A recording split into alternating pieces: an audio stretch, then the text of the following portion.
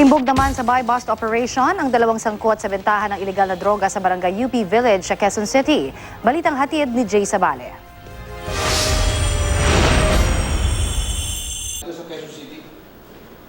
Nakuhanan ng 200 gramo ng hininalang shabu ang mga sospek na sina Nas Usop Bagundang alias Buboy at pinsan nitong si Mohameden Usop Abdul Bayan alias Den. Na-recover din ang marked money na nasa 240,000 pesos na ibinayad ng police asset.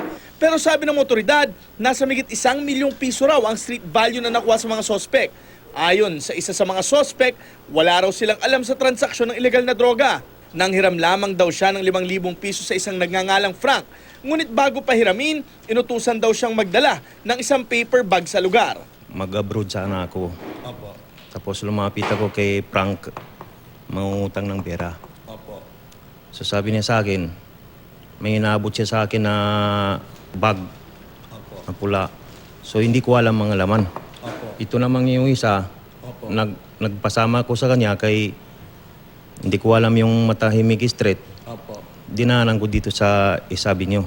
Ang sabi lang daw sa kanya ay may lalapit at kukunin ng paper bag at saka mag-aabot ng envelope. Hindi raw niya alam na may kinalaman ito sa ilegal na droga.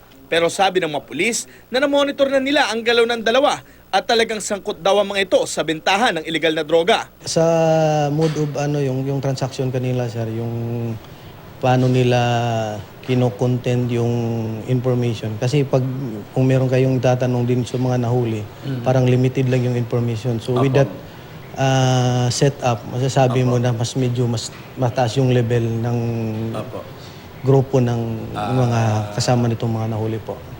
Naharap ang mga sospek sa kasong paglabag sa Comprehensive Dangerous Drugs Act of 2002. Jay Sabale, GMA News.